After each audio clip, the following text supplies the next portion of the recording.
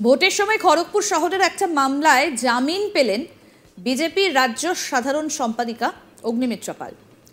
রামনবমীর আগের দিন অগ্নিমিত্রা খড়গপুর টাউন থানার সামনে বিক্ষোভ এবং পথ অবরোধ করেছিলেন রামনবমীর আখড়াকে কেন্দ্র করে। খড়গপুর টাউন থানার পুলিশ বিশেষ নির্দেশিকা জারি করেছিল রামনবমীর আখড়াকে কেন্দ্র করে, আর সেখানে রামনবমী পালন করতে হলে পুলিশ প্রশাসনের দেওয়া নিয়ম মেনে করতেই বলা হয়েছিল। কিন্তু সেই নির্দেশিকার পুরোপুরি মানতে অস্বীকার করেছিলেন অগ্নিমিত্রা পাল এবং তার অনুগামীরা। অগ্নিমিত্রা পাল দাবি করেছিলেন পুলিশ এই উৎসব পালনে বাধা দিচ্ছে, স্বাভাবিকভাবে হতে দিচ্ছে না। তাই প্রতিবাদ করে খড়গপুর টাউন থানার সামনে ধর্ণা অবস্থান শুরু করেন।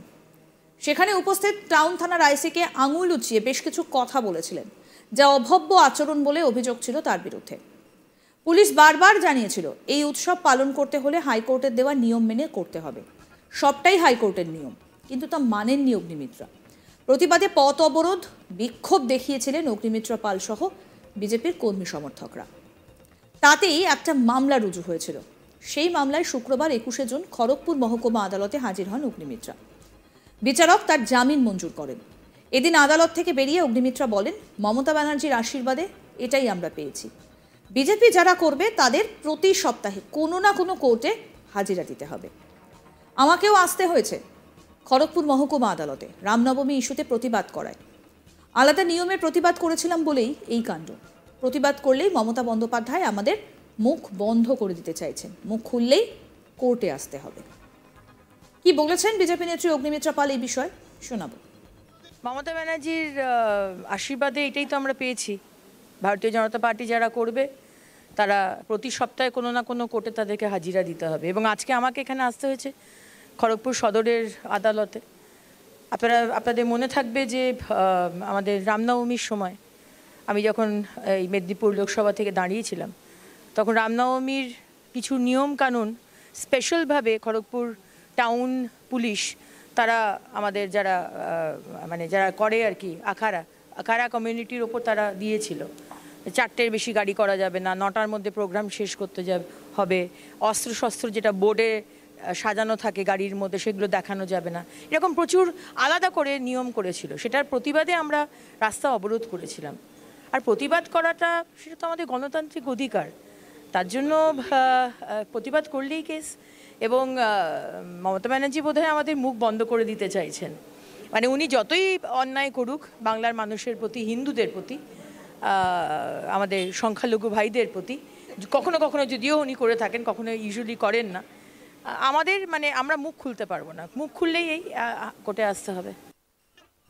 রামনবমীর উৎসব পালন করতে গেলে মানতে হবে হাইকোর্টের দেওয়া একাধিক নিয়ম। পশ্চিম মেদিনীপুরের খড়গপুরের টাউন থানা সেই নিয়ম কমিটিগুলোকে জানাতেই তেড়ে ফুরে যান মেদিনীপুর লোকসভা কেন্দ্রের বিজেপি প্রার্থী অগ্নিমিত্রা পাল। মঙ্গলবার 16 এপ্রিল দুপুরে থানার সামনে রাস্তা অবরোধ করে বিক্ষোভ দেখাতে থাকেন তিনি। দীর্ঘক্ষণ ধরে বিক্ষোভ দেখানোর পর খড়গপুর টাউন থানার আইসির উদ্দেশ্যে একাধিক হুঁশিয়ারি দিলেন অগ্নিমিত্রা পাল। এমনকি থানায় ঢুকেও দিলেন দেখে নেওয়ার বিভিন্ন হুঁশিয়ারি বার্তা। মঙ্গলবার বেলা 2:30টার পর খড়গপুর টাউন থানার সামনে রাস্তা অবরোধ করে বিক্ষোভ করতে শুরু করেছিলেন অগ্নিমিত্রা পালের নেতৃত্বে বিজেপির নেতাকর্মীরা। অগ্নিমিত্রা পালের বক্তব্য, রামনবমী পালন করার ক্ষেত্রে পুলিশ একাধিক নতুন নিয়ম দেখাচ্ছেন, জটিলতা দেখাচ্ছেন, তাই পুলিশের বিরুদ্ধে পক্ষপাতিত্বের অভিযোগ করে থানার সামনে দীর্ঘক্ষণ বিক্ষোভ অবস্থান করেন। এরপর সেখানে অগ্নিমিত্রা পালের সঙ্গে কথা বলে বিষয়টা বোঝানোর চেষ্টা করার জন্য হাজির হয়েছিলেন খড়গপুর টাউন থানার আইসি রাজীব পাল। ধর্ণা অবস্থানের সামনে রাজীব পাল কথা বলার চেষ্টা করলে আঙুল উঁচিয়ে তেড়ে আসেন অগ্নিমিত্রা পাল।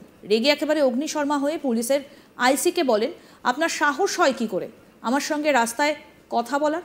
তৃণমূলের বিধায়ক হলে কি তাকে বলতেন রাস্তায় কথা বলার জন্য?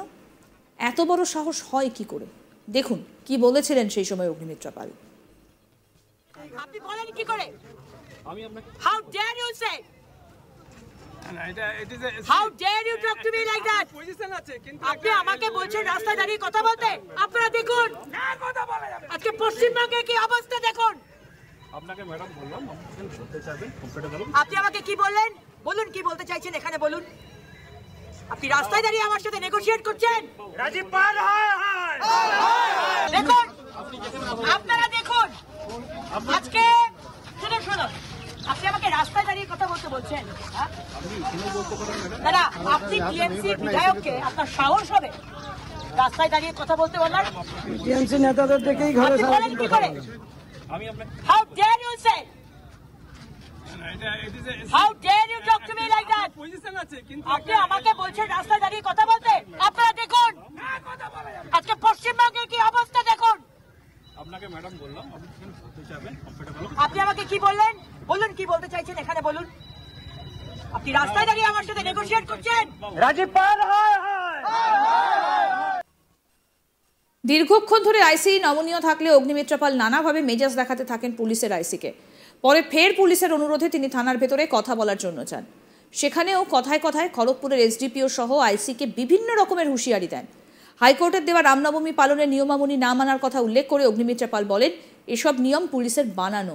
এরপর আইসির উদ্দেশ্যে বলেন, চাকা বদলাচ্ছে রাজীব পাল, সতর্ক হয়ে যান, আপনাদের বিরুদ্ধে আমি নির্বাচন কমিশনে যাব। আপনার বিরুদ্ধে একাধিক অভিযোগ রয়েছে, এমন একাধিক হুঁশিয়ারি ও কড়া আক্রমণ করেছেন অগ্নিমিত্রা পাল। দেখুন।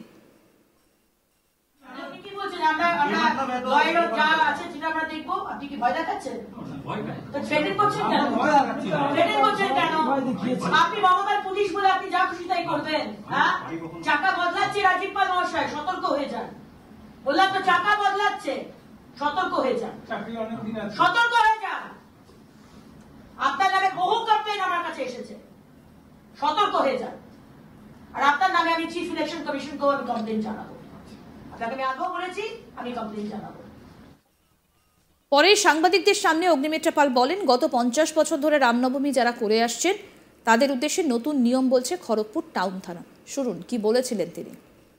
খড়গপুর টাউন আইসির সামনে এসেছি, থানা অবরোধ করেছি।